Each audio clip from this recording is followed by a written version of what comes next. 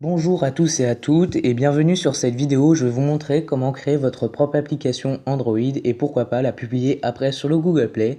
On se retrouve donc sur l'application Sketchware qui permet de faire tout ça. Elle est gratuite et disponible sur le Google Play Store, mais vous pouvez souscrire un abonnement payant, blablabla. Vous connaissez la routine, ils ont besoin de se faire rémunérer. Donc aujourd'hui, on va créer un nouveau projet. Il suffit juste d'appuyer sur le bouton créer un nouveau projet. L'application a des petites traductions françaises, même si des fois c'est en anglais.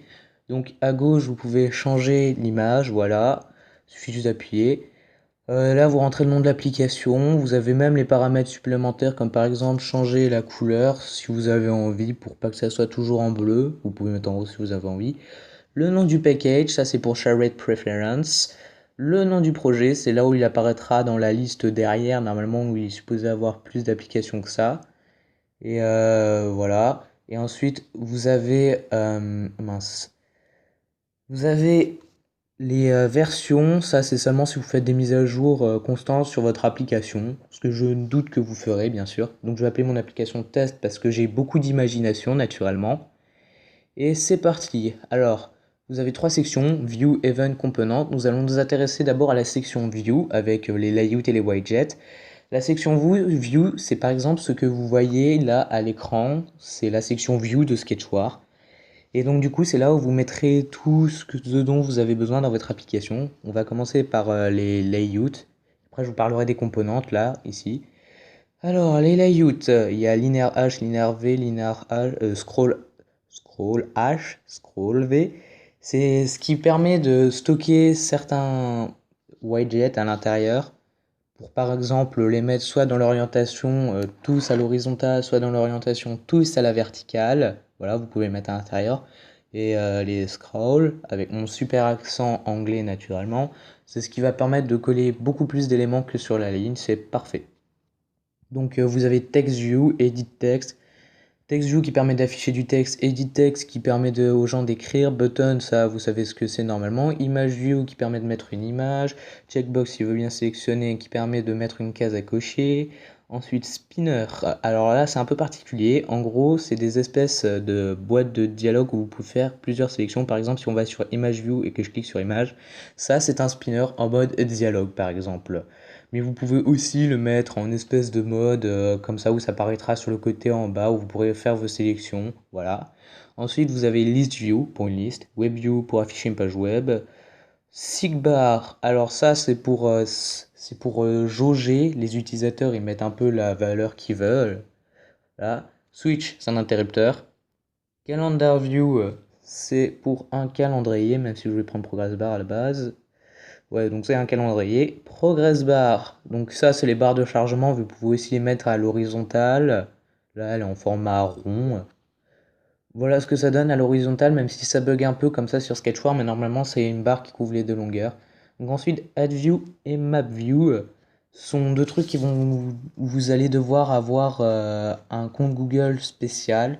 AdView, c'est pour mettre des pubs, pour gagner de l'argent notamment, car c'est votre but premier, c'est de gagner de l'argent bien sûr.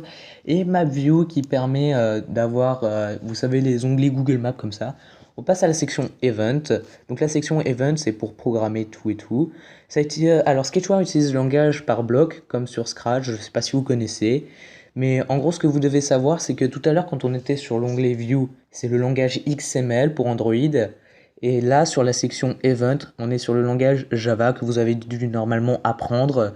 Si vous voulez arrêter Sketchware, parce que notamment Sketchware n'utilise pas toutes les pleines puissances d'une application native, je sais, j'emploie plein de mots barbares, bah vous apprenez par exemple les langages Java et XML sur Open Classroom, c'est un très bon site. Et après, vous téléchargez Android Studio sur votre PC.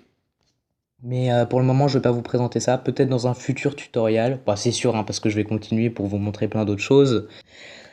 Oui, donc ensuite qu'on a fini l'onglet Event avec ses multiples choix, on passe à l'onglet Componentes avec ses multiples composantes comme Intent, Shared Preference, Calendar, Vibrator, Timer, Dialog, Media Player, Sample, Object Animator, Camera, File Picker, Gyroscope, FireDB, Firehouse, Fire Storage, Industrial Add et machin truc.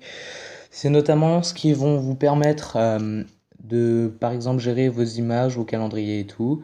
Alors, Intent notamment, c'est avec ça que vous allez pouvoir switcher d'un écran à un autre parce que vous voyez que déjà le mien il est bondé. Donc vous mettez un petit nom, mais il faut surtout pas que ça soit déjà des noms pris par le langage Java comme int, new ou encore for. Moi j'appuie parce que j'ai pas d'autre idée. Voilà. Alors on retourne dans l'onglet componentes. Pour cette un componente, il n'y a rien de plus simple. Vous voyez après, vous pourrez ajouter des trucs, hein. Mais il n'y a rien de plus simple, vous appuyez sur le component, vous lui donnez un petit nom. Généralement, ce qu'on fait, c'est qu'on donne la première lettre du nom du component. Donc ici, pour une tente I, voilà. Et vous cliquez sur Ajouter, rien de plus compliqué. Bon, on va voir quelques autres composants. Shared Preference, ça c'est pour, comme je vous ai parlé tout à l'heure, le package, mais on va pas trop l'utiliser. Moi, personnellement, je l'utilise pas. Calendar pour les calendriers, hein, la date, tout ça. Vibrator pour le vibreur, voilà, pour faire vibrer le téléphone de la personne dans ses mains. Timer pour faire chier avec des timers à n'en plus finir. Dialogue, bah, c'est notamment ce qu'on a vu tout à l'heure avec le spinner. Media Player, ça c'est pour jouer des sons assez longs. Je sais pas si ça joue aussi des vidéos, mais il faudrait que je m'enseigne. Sonpool pour des sons plus courts, mais je vous conseille plutôt d'utiliser Media Player parce que Sonpool est assez cassé. Object Animator, alors celui-là, il est très très compliqué, je ne le maîtrise même pas, voilà.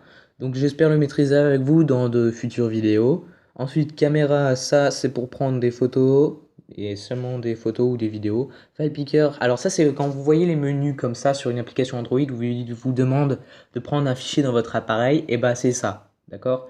On verra comment s'en utiliser. Gyroscope, alors là, c'est un peu particulier. Alors oui, file picker, du coup, faut rajouter si vous voulez du texte et tout ça. Donc gyroscope, comme je disais, c'est assez particulier parce que mes deux appareils ne le prennent pas en charge. Du coup, on essayera ça un peu plus tard. Firebase DB, Firebase Auth et Firebase Storage sont les Firebase. Ça appartient à Google comme Interstitial Add. Bon, super, parce que c'est en anglais naturellement. Et donc du coup, ça permet de faire du stockage en ligne. Vous allez sur le site de Firebase de Google, Sketchware vous dira comment faire normalement. Si vous suivez toutes les instructions, voilà. Votre stockage en ligne ou vos authentifications, c'est gratuit, sauf si vous prenez tous les trucs payants parce que vous voulez beaucoup de stockage pour votre application. On passe à la suite donc. Alors, text to speech, ça vous parlez, enfin non, vous écrivez et ça parle. Et après, il y a son copain Speech to Text, et là c'est l'inverse. Vous parlez, ça écrit Request Network pour faire mieux avec le Wi-Fi, Bluetooth Connect pour faire mieux avec le Bluetooth, et Location Manager, encore une fois, pour traquer vos utilisateurs. Car oui, les traquer, ça permet de faire des meilleures pubs, meilleur rendement, de l'argent, car vous ne voulez pas voir le bonheur sur la tête des gens avec votre application. Ce que vous voulez, c'est de l'argent. Donc ensuite, nous allons voir comment exécuter cette application. Il suffit juste d'appuyer sur exécuter, il va vous poser des questions. Voilà, voilà. En haut à droite, c'est pas le temps que va prendre votre application à être construite. Non, c'est le temps que vous avez pour répondre à la question, hein, parce qu'ils veulent construire ça en fun. Donc ensuite, le temps que ça se construise, vous arrivez sur ce magnifique écran qui vous propose de l'installer. Ce problème, c'est que je sais pas si Sketchware est jugé comme une source inconnue ou pas. Du coup, bah, rendez-vous dans les paramètres, hein, vous savez comment faire normalement. Activez cette petite chose qu'on appelle source inconnue, ici, là, la petite checkbox. Et on retourne sur Sketchware, donc. Et voilà, vous avez votre superbe application qui est en état de marche. Moi, je ne vais pas la télécharger, hein, parce qu'elle est vraiment trop pourrie. Et voilà, donc ce tutoriel est fini. On se retrouvera pour de prochaines vidéos où je vous montrerai notamment pourquoi pas on utilisera caméra, file picker, dialogue, intent, vibrator et timer, soyons fous. Voilà, donc on se retrouve pour cette prochaine vidéo. C'était ma première vidéo en espérant que vous ayez apprécié. Allez, ciao!